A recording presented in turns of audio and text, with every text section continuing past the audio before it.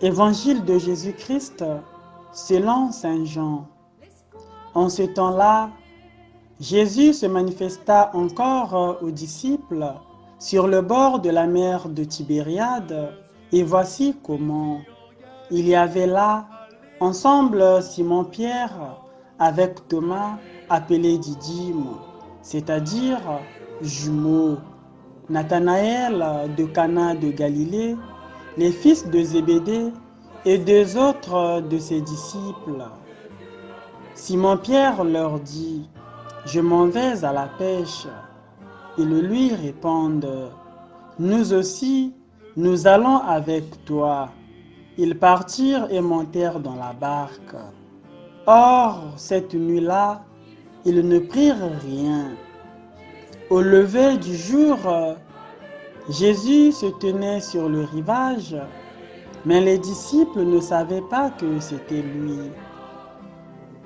Jésus leur dit: « Les enfants, auriez-vous quelque chose à manger? » Ils lui répondirent: « Non. » Il leur dit: « Jetez le filet à droite de la barque et vous trouverez. » Ils jetèrent donc le filet, et cette fois ils n'arrivaient pas à le tirer, tellement il y avait de poissons.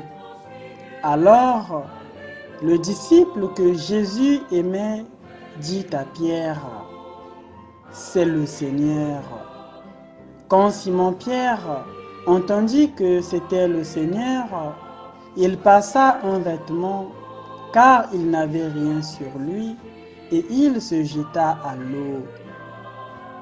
Les autres disciples arrivèrent en barque, traînant le filet plein de poissons. La terre n'était qu'à 100 de mètres. Une fois descendus à terre, ils aperçoivent disposé là un feu de braise avec du poisson posé dessus et du pain. Jésus leur dit: « Apportez donc de ces poissons que vous venez de prendre. » Simon-Pierre remonta et tira jusqu'à terre le filet plein de gros poissons. Il y en avait 153. Et malgré cette quantité, le filet ne s'était pas déchiré. Jésus leur dit alors: « Venez manger. » Aucun des disciples n'osait lui demander: « Qui es-tu » Il savait que c'était le Seigneur. Jésus s'approche, il prend le pain et le leur donne. Et de même pour le poisson. C'était la 3e fois que Jésus, ressuscité d'entre les morts, se manifestait à ses disciples. Quand ils eurent mangé, Jésus dit à Simon-Pierre: « Simon, fils de Jean, m'aimes-tu vraiment plus que ceux-ci » Il lui répond: « Oui, Seigneur, toi tu le sais, je t'aime. » Jésus lui dit: « Sois le berger de mes agneaux. » Il lui dit une 2e fois: « Simon, fils de Jean, m'aimes-tu vraiment » Il lui répond: « Oui, Seigneur, toi tu le sais, je t'aime. » Jésus lui dit: « Sois le pasteur de mes brebis. » Il lui dit pour la 3e fois: « Simon, fils de Jean, m'aimes-tu » Pierre fut peiné parce que la 3e fois, Jésus lui demandait: « M'aimes-tu » Il lui répond: « Seigneur, toi tu sais tout, tu sais bien que je t'aime. » Jésus lui dit: « Sois le berger de mes brebis. Amen, amen, je te le dis, quand tu étais jeune, tu mettais ta ceinture toi-même pour aller là où tu voulais. Quand tu seras vieux, tu étendras les mains et c'est un autre qui te mettra ta ceinture pour t'emmener là où tu ne voudrais pas aller. Jésus disait cela pour signifier par quel genre de mort Pierre rendrait gloire à Dieu. Sur ces mots, il lui dit, « Suis-moi ». Acclamons la parole de Dieu. Louange à toi, Seigneur Jésus.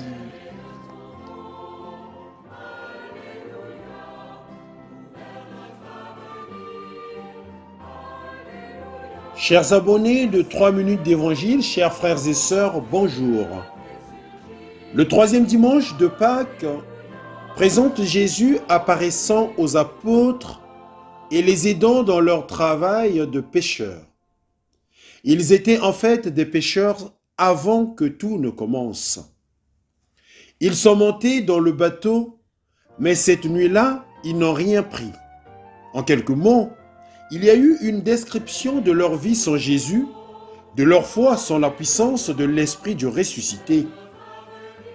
La communauté des chrétiens sans Jésus est comme un bateau qui n'attrape rien, qui jette des filets des choses à faire, d'événements et d'organisations, mais qui reste vide et insignifiant. Jésus réapparaît alors et nous invite à un nouvel acte de courage qui consiste à faire confiance à ses paroles, celles-là même que nous entendons aussi chaque dimanche que nous avons dans l'Évangile et que nous devons lire et connaître. Et après avoir jeté les filets, ils se remplissent à nouveau de manière surabondante. L'évangéliste va jusqu'à nous dire le nombre de 153 gros poissons. En fait, ce nombre est une prophétie qui indique comment la communauté des chrétiens est capable, avec Jésus au milieu d'elle, de créer un réseau dans le monde avec toutes les espèces humaines. C'est d'ailleurs l'apôtre Jean qui, en voyant cette prise miraculeuse, utilise une forte expression de foi typique des premiers chrétiens. C'est le Seigneur.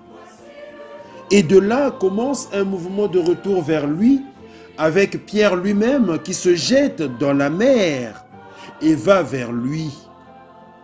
Pour moi, c'est la vie quotidienne de ces hommes pauvres et ordinaires de Galilée qui se rendent compte que dans leur vie, avec la présence de Jésus et la confiance en sa parole, tout devient chargé d'amour et plein de vie.